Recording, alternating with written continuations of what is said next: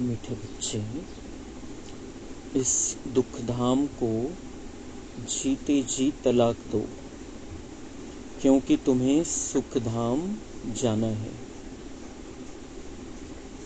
प्रश्न, बाप बच्चों को कौन सी एक छोटी सी मेहनत देते हैं? उत्तर, बाबा कहते हैं बच्चे, काम महाशत्रु है, इस पर विजय प्राप्त करो। यही तुम्हें थोड़ी सी मेहनत देता हूँ। तुम्हें संपूर्ण पावन बनना है। पतित से पावन अर्थात पारस बनना है। पारस बनने वाले पत्थर नहीं बन सकते।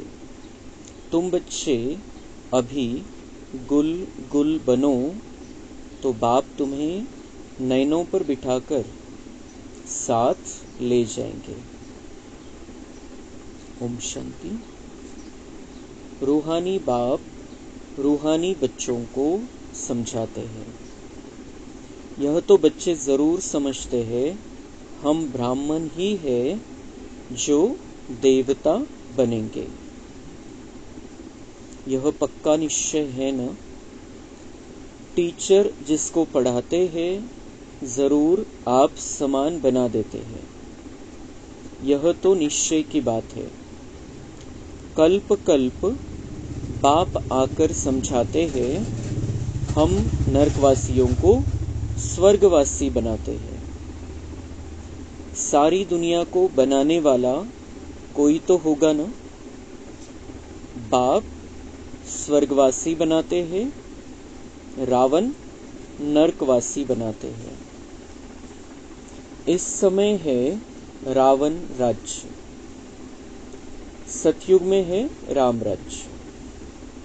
राम राज्य की स्थापना करने वाला है तो जरूर रावण राज्य की स्थापना करने वाला भी होगा। नरकवासी से स्वर्गवासी बनने में बड़ी मेहनत लगती है, क्योंकि माया का प्रभाव है। कितने बड़े बड़े मकान 50 मंजिल 100 मंजिल के बनाते हैं। स्वर्ग में कोई इतनी मंजिल नहीं होती। आजकल यहाँ ही बनाते रहते हैं। तुम समझते हो सतयुग में ऐसे मकान नहीं होते जैसे यहाँ बनाते हैं। बाप खुद समझाते हैं, इतना छोटा झाड़ सारे विश्व पर होता है तो वहां मंजिलें आदि बनाने की दरकार ही नहीं। ढेर की ढेर जमीन पड़ी रहती है। यहाँ तो जमीन है नहीं, इसलिए जमीन का दाम कितना बढ़ गया है। वहां तो जमीन का भाव लगता ही नहीं, न म्युनिसिपल टैक्स आदि लगता है। जिसको जितनी जमीन चाहिए ले सकता है। वहां तुमको सब सुख मिल जाते हैं, सिर्फ एक बाप की इस नॉलेज से। मनुष्य 100 मंजिल आदि जो बनाते हैं उसमें भी पैसे आदि तो लगते हैं ना? वहां पैसे आदि लगते ही नहीं। अथाह धन रहता है, पैसे का कदर नहीं। ढेर पैसे होंगे तो क्या करेंगे? सोने, हीरे, मोतियों के महल आदि बना देते हैं।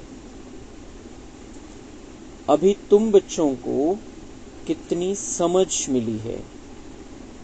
समझ और बेसमझ की ही बात है। सतो बुद्धि और तमो बुद्धि। सतो प्रधान स्वर्ग के मालिक, तमोगुनी बुद्धि नरक के मालिक। यह तो स्वर्ग नहीं है, यह है रौरव नरक। बहुत दुखी है, इसलिए पुकारते हैं भगवान को, फिर भूल जाते हैं। कितना माथा मारते कॉन्फ्रेंस आदि करते रहते हैं कि एकता हो जाए, परंतु तुम बच्चे समझते हो यह आपस में मिल नहीं सकते। यह सारा झाड़ जड़जड़ीभूत है, फिर नया बनता है। तुम जानते हो कलयुग से सतयुग कैसे बनता है। यह नॉलेज तुमको बाप अभी ही समझाते हैं। सतयुगवासी सो फिर कलयुगवासी बनते हो, फिर तुम संगमवासी बन सतयुगवासी बनते हो। कहेंगे इतने सब सतयुग में जाएंगे? नहीं, जो सच्ची सत्यनारायण की कथा सुनेंगे वही स्वर्ग में जाएंगे, बाकी सब शांति धाम में चले जाएंगे। दुख धाम तो होगा ही नहीं। तो इस दुख धाम को जीते जी तलाक दे देना चाहिए। बाप युक्ति तो बताते हैं कैसे तुम तलाक दे सकते हो। इस सारी सृष्टि पर देवी देवताओं का राज्य था। अभी फिर बाप आते हैं स्थापना करने। हम उस बाप से विश्व का राज्य ले रहे हैं। ड्रामा प्लान अनुसार चेंज जरूर होनी है। यह है पुरानी दुनिया। इसको सतयुग कैसे कहेंगे? परंतु मनुष्य बिल्कुल समझते नहीं है कि सतयुग क्या होता है। बाबा ने समझाया है, इस नॉलेज के लिए लायक वह है जिन्होंने बहुत भक्ति की है, उन्हें ही समझाना चाहिए। बाकी जो इस कुल के होंगे नहीं, वह समझेंगे नहीं। तो फिर ऐसे ही टाइम वेस्ट क्यों करना चाहिए? हमारे घराने के ही नहीं है तो कुछ भी मानेंगे नहीं। कह देते हैं आत्मा क्या, परमात्मा क्या, यह मैं समझना ही नहीं चाहता हूं। तो ऐसे के साथ मेहनत क्यों करनी चाहिए? बाबा ने समझाया है, ऊपर में लिखा हुआ है, भगवान उवाच, मैं आता ही हूं कल्प कल्प पुरुषोत्तम संगम युग पर और साधारण मनुष्य तन में। जो अपने जन्मों को नहीं जानता है, मैं बतलाता हूं। पूरे 5000 वर्ष का पार्ट किसका होता है, हम बता देते हैं। जो पहले नंबर में आया है उनका ही पार्ट होगा ना।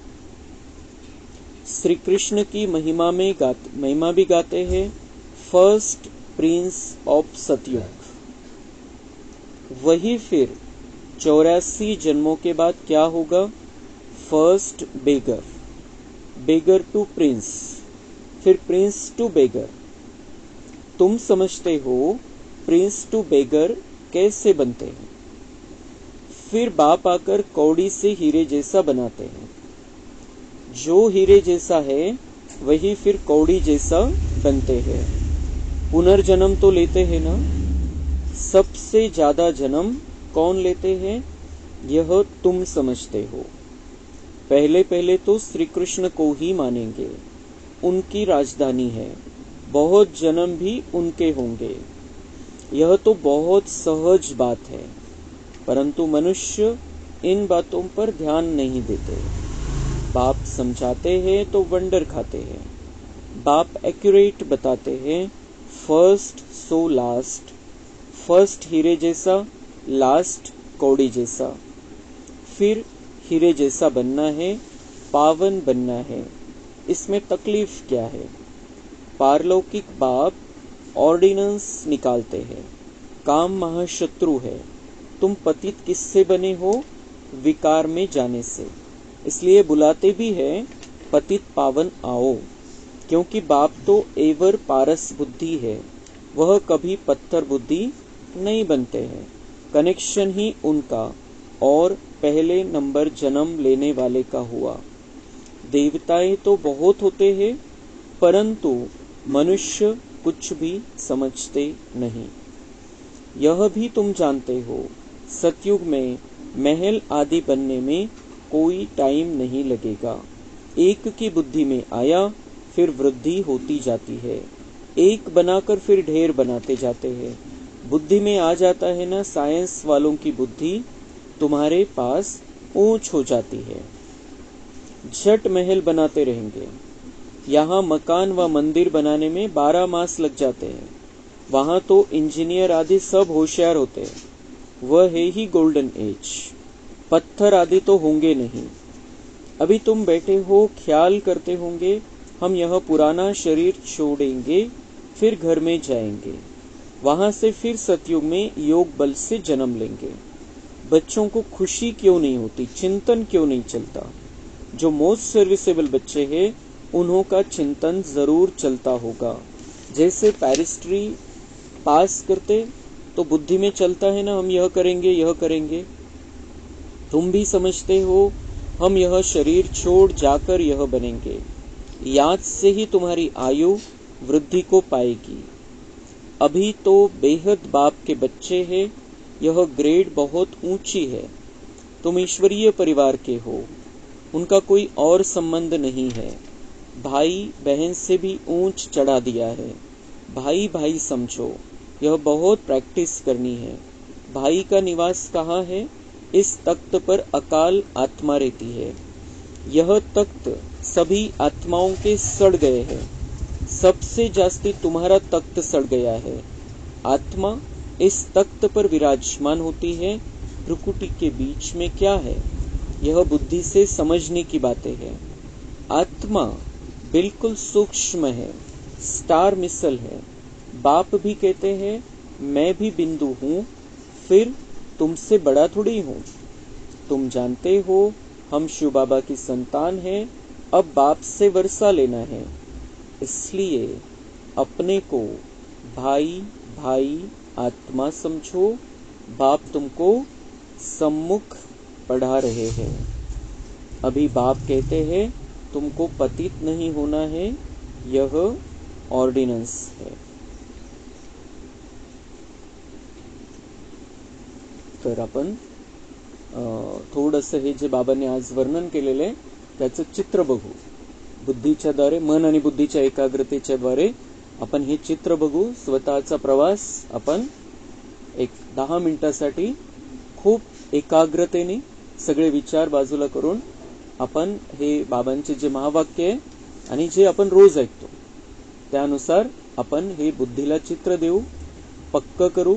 बाबांशी जे कनेक्शन जोडायचंय आणि ज्ञानाचं जे मंथन करायचंय त्याची आपण थोडीशी प्रॅक्टिस करू।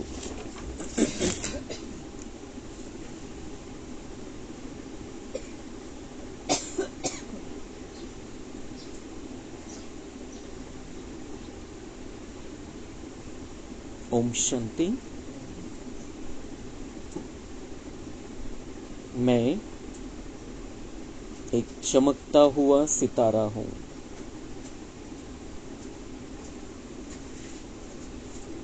भ्रुकुटी में विराजमान चैतन्य शक्ति हूं।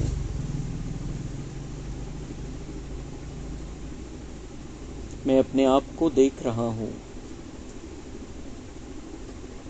मस्तक के बीचों बीच, दोनों आंखों के मध्य भाग में मैं चैतन्य शक्ति, बहुत शक्तिशाली आत्मा हूं।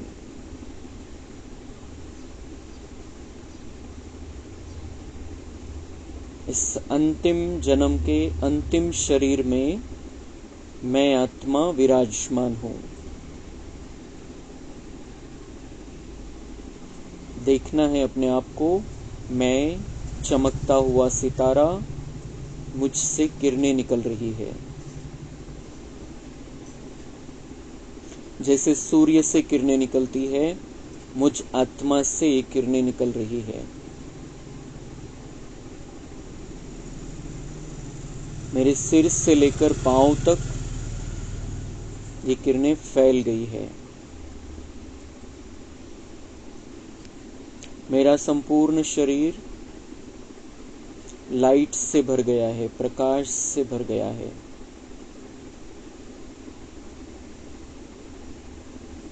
मुझे बहुत हल्का महसूस हो रहा है,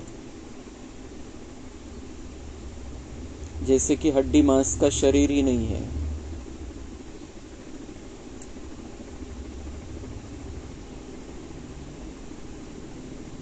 ये मेरा फरिश्ता स्वरूप है।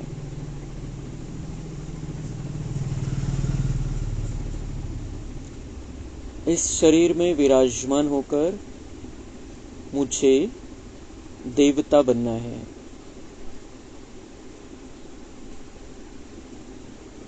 देवता बनाने के लिए मेरा बाबा, सबका बाबा, सभी का बाप, परमपिता परमात्मा शिव बाबा इस समय धरती पर है। वो मुझ आत्मा को सत्य ज्ञान दे रहे हैं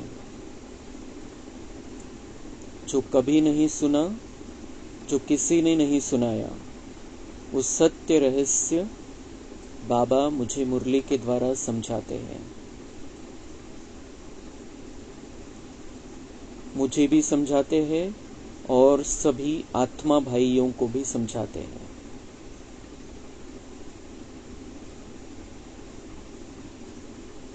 एक मिनट के लिए यहाँ पर हम जो उपस्थित हैं, एक दूसरे को आत्मा भाई के रूप में देखते हैं।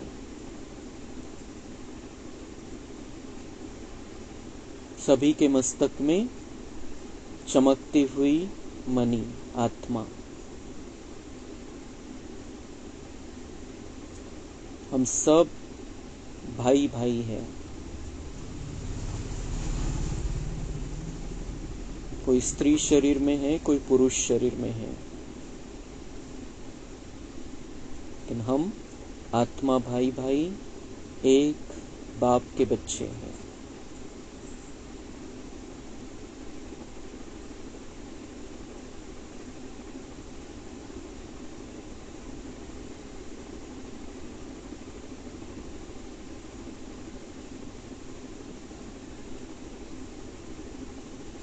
अभी एक मिनट के लिए हमारे जो रिश्ते नाते हैं, संबंधी है, किसी से कोई भी रिश्ता है, उनको हम आत्मा भाई के रूप में देखते हैं। जो भी हमारे मन बुद्धि में है 10-5 आत्माएं, उनको आत्मा भाई भाई के रूप में देखना है।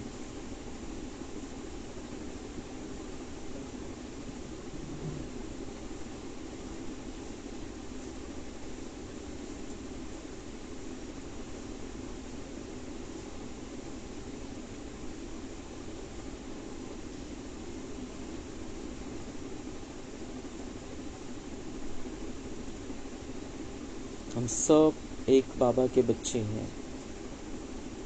अब सारी बेहद की सृष्टि को, विश्व की सभी आत्माओं को भाई भाई के रूप में देखना है। विश्व की सभी आत्माएं मेरे बाबा के बच्चे हैं।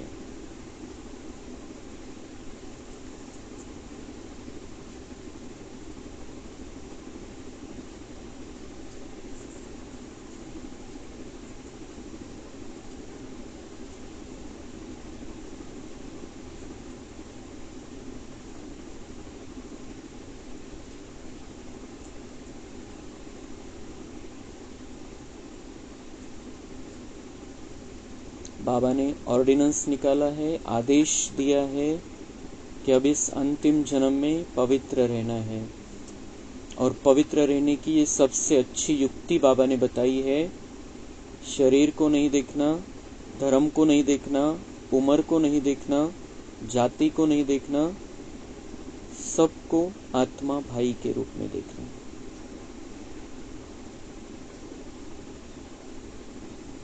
मैं आत्मा हूँ, सब मेरे बाबा के बच्चे हैं, उन सब आत्माएं आपस में भाई भाई है। अब मैं अपने आप को परम धाम में देख रहा हूँ। यहाँ से मैं पहुँच गया बाबा के पास सीधा 1 सेकंड में। मैं चमकता हुआ सितारा, सबसे पावरफुल सितारे के पास। मेरा बाबा सर्वशक्तिवान, सर्वोच्च, सर्वोत्तम, ज्ञान गुण शक्तियों का महासागर, मैं उसके बिल्कुल नजदीक हूं।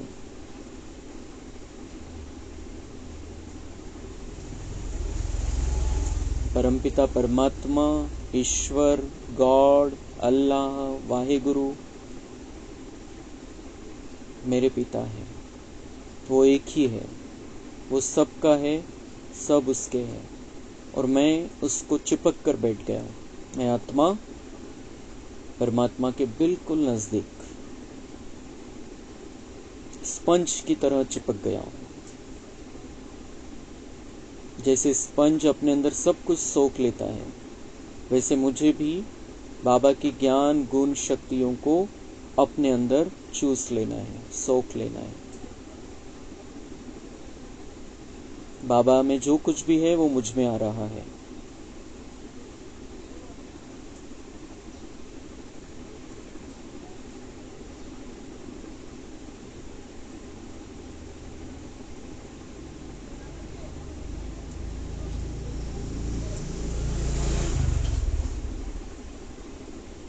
मेरी दिव्यता जागृत हो गई है, मुझ में देवत्व की स्थापना हो गई है। मैं अब देवता बनने के लायक बन गया हूँ।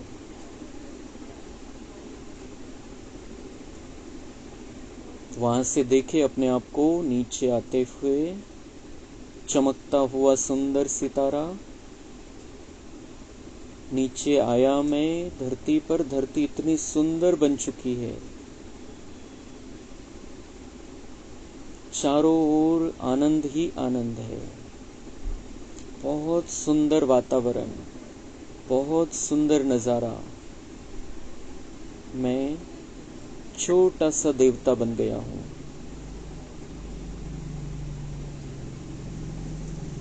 मुझे बहुत सुंदर, जैसे सोने का शरीर मिल गया है। मैं राजमहल में हूँ।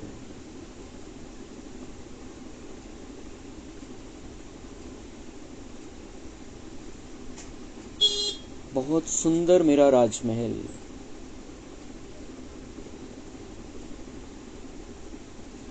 सोने से बना हुआ, हीरे मानिक मोती लगे हुए हैं।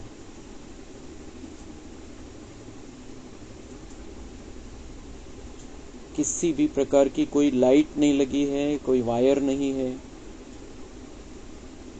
लेकिन प्रकाश ही प्रकाश है, लाइट ही लाइट है। चारों ओर चमचमा रहा है मेरा महल।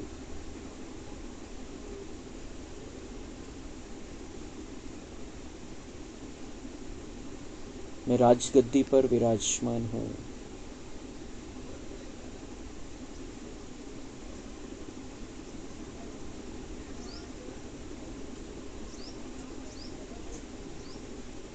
बाहर निकल रहा हूँ। राजमहल के बाहर पुष्पक विमान, अलग अलग डिजाइन के,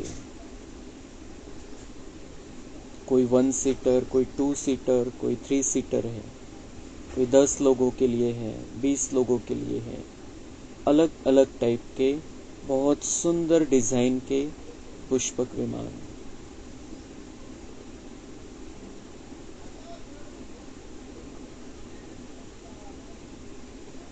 पुष्पक विमान, एक पुष्पक विमान में मैं विराजमान हुआ, संकल्प किया और विमान चालू। मैं सतयुग की सैर कर रहा हूँ। विमान में, पुष्पक विमान में बैठकर बहुत सुंदर नजारा चारों ओर। फूल ही फूल खिले हुए हैं, खुशबुएं हैं, फल लगे हुए हैं, बहुत सुंदर।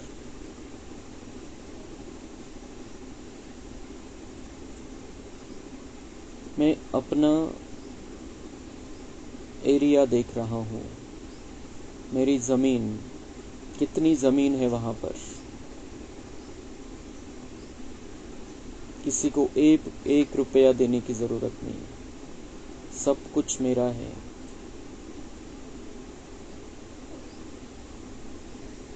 सतयुग में कहीं पर भी 2 मंजिल, 3 मंजिल, 10 मंजिल, 50, 100 मंजिल कुछ भी नहीं है। सब एक मंजिल के महल बने हुए, बहुत सुंदर।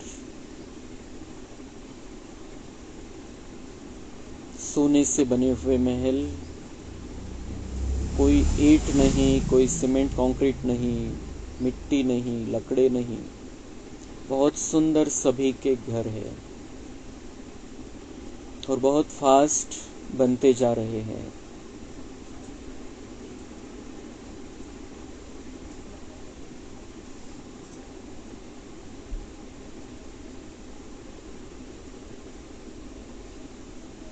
ऐसी दुनिया शिव बाबा ने हमें बना कर दी है हर कल्प में। स्वर्ग को बनाने वाला हमारा शिव बाबा है, नरक रावण ने बनाया। अभी समझ मिली है, अभी फिर से शिव बाबा आया है, इतनी सुंदर दुनिया हमारे लिए लेकर आया है। ऐसी सुंदर दुनिया देने वाला शिव बाबा, उसको याद करने का, उससे प्यार करने का, उसके साथ रहने का चांस मुझे अभी मिल रहा है संगम युग में, फिर नहीं मिलेगा।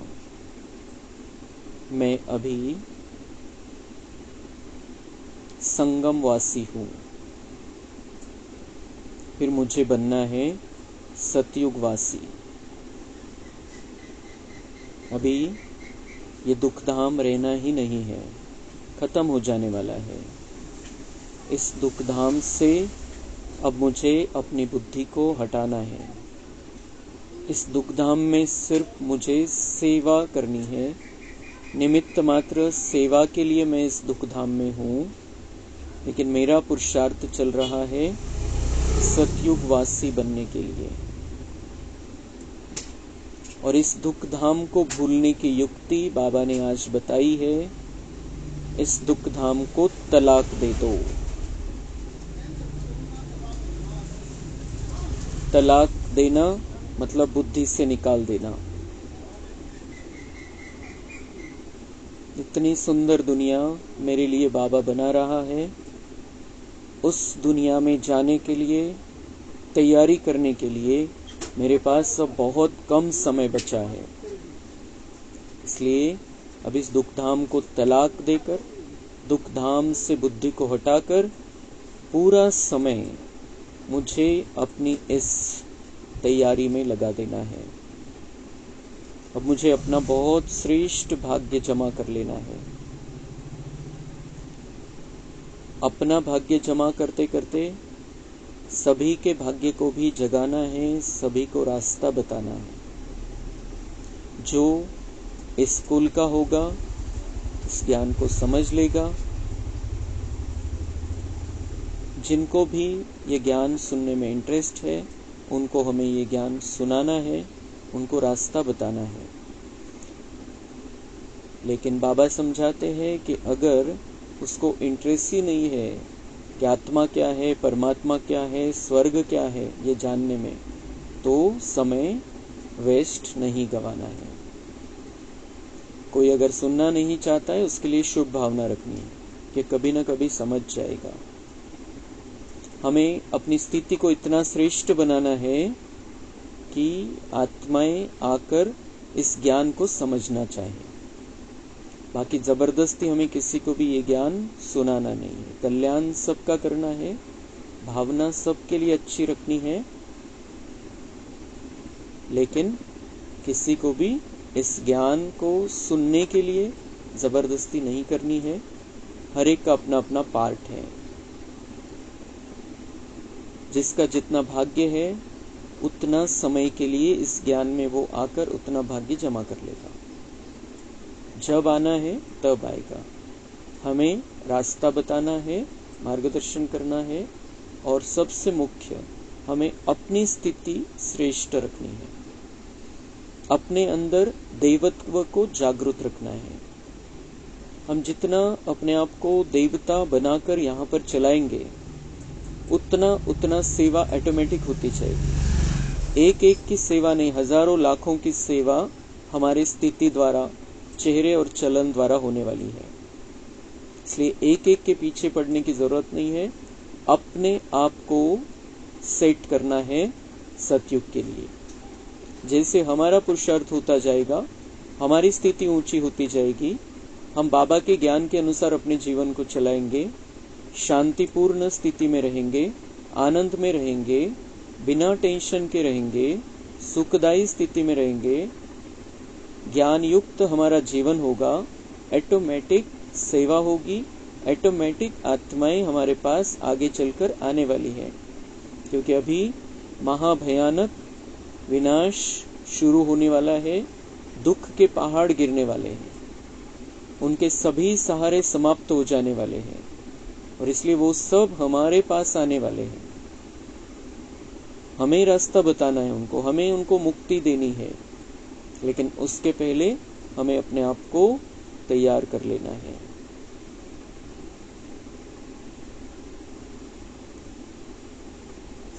अच्छा, ओम शांति।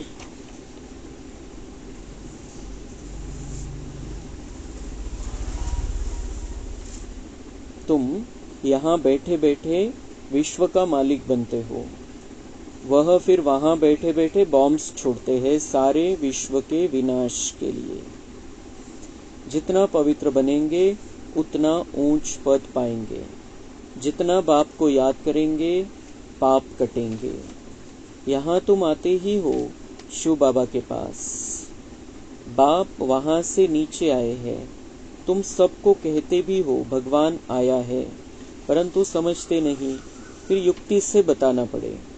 हद और बेहद के दो बाप हैं। अब बेहद का बाप राजाई दे रहे हैं, पुरानी दुनिया का विनाश भी सामने खड़ा है। यह योग अग्नि है जिससे तुम तमो प्रधान से सतो प्रधान बन जाएंगे। यह तरीका बाप ने ही बताया है। समझते हो, जाना तो जरूर है, समझते हो, जाना तो जरूर है। उनसे पहले क्यों न बाप से वर्षा तो ले ले। कमाई भी बहुत भारी है, बाप को भूलने से फिर घाटा भी बहुत है। पक्के व्यापारी बनो, बाप को याद करने से ही आत्मा पवित्र बनेगी। अच्छा, मीठे मीठे सिक्की लधे बच्चों प्रति माता पिता बाप दादा का याद, प्यार और गुड मॉर्निंग। रूहानी बाप की रूहानी बच्चों को नमस्ते। हम रूहानी बच्चों की रूहानी बाप दादा को याद, प्यार, गुड मॉर्निंग, नमस्ते। वहाँ बाबा वहाँ, शुक्रिया बाबा शुक्रिया। धारणा के लिए मुख्य सार है, बाप के ऑर्डिनेंस आदेश का पालन करने के लिए हम आत्मा भाई भाई है। भ्रुकुटी के बीच में हमारा निवास है। हम बेहद बाप के बच्चे हैं। हमारा यह ईश्वरीय परिवार है। इस स्मृति में रहना है। देही अभिमानी बनने की आदत डालनी है। धर्मराज की सजाओं से छूटने के लिए अपने सब हिसाब किताब चुकतू करने हैं। माया को वश करने का जो मंत्र मिला है उसको याद रखते सतो प्रधान बनना है। वरदान है, बिंदी रूप में स्थित रहो, औरों को भी ड्रामा के बिंदी की स्मृति दिलाने वाले विघ्न विनाशक भव। बिंदी रूप में स्थित रहो, औरों को भी ड्रामा के बिंदी की स्मृति दिलाने वाले विघ्न विनाशक भव। जो बच्चे किसी भी बात में क्वेश्चन नहीं करते, सदा बिंदी रूप में स्थित रहो, हर कार्य में औरों को भी ड्रामा की बिंदी स्मृति में दिलाते हैं, उन्हें ही विघ्न विनाशक कहा जाता है। तो विघ्न विनाशक का पार्ट हमें अभी बजाना है। विघ्न हमारे पर भी आते रहते हैं, दुनिया वालों पर भी आने वाले हैं। हमें विघ्न विनाशक का पार्ट अभी बजाना है। तो उसके लिए युक्ति है किसी भी बात में क्वेश्चन नहीं करना, प्रश्न नहीं करना किसी भी बात में, और बिंदी रूप में स्थित रह हर कार्य में औरों को भी ड्रामा की स्मृति दिलाते रहना। बिंदी रूप में स्थित रहना, मैं आत्मा हूँ, मैं आत्मा बिंदी हूँ, मैं आत्मा परमधाम से यहाँ पर आई हूँ बिना कुछ साथ लिए, सिर्फ ज्ञान गुण शक्तियां लाई थी, अब फिर से ज्ञान गुण शक्तियां भरकर जाना है। बाकी स्थूल कोई भी चीज मेरे साथ में आ नहीं सकती है, मैं आत्मा अजर अमर अविनाशी हूँ। तो ये बिंदी और ड्रामा की बिंदी, बिंदी रूप में स्थित होना और ड्रामा की बिंदी लगाना कि ड्रामा में जो है वही होने वाला है, उससे अलग कुछ हो नहीं सकता है। मेरे कितने भी संकल्प चले, ड्रामा ड्रामा है, ड्रामा के अनुसार सब चीजें हर सेकंड होनी है। हर संकल्प किसी का भी चलना है, ड्रामा अनुसार चलना है। किसी का कुछ भी पार्ट बजना है, ड्रामा अनुसार बजना है। इसलिए मुझे कोई संकल्प नहीं चलाना है और दूसरों को भी ये स्मृति दिलानी है कि ड्रामा फिक्स है, हमें क्या करना है इसका संकल्प हम कर सकते हैं, इसमें अब अच्छे से अच्छा क्या करें। लेकिन ड्रामा की बिंदी सबसे शक्तिशाली बिंदी इस दुनिया में। ड्रामा की बिंदी लगा दो, सारा टेंशन छूमंतर हो जाएगा और हमारे अंदर शक्ति का संचार हो जाएगा और हम बाबा से जुड़ जाएंगे और फिर बाबा के सहयोग के हजारों हाथ हमें मिल जाएंगे।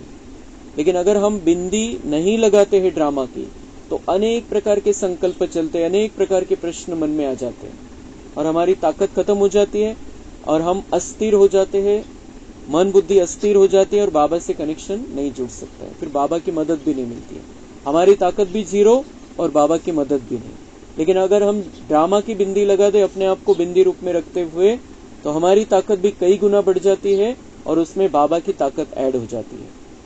तो किसी भी विघ्न से निपटने का बहुत सरल, बहुत सहज तरीका बाबा हमें बता रहे हैं, उसको हमें सदा स्मृति में रखना है और दूसरों को भी ये स्मृति दिलानी है।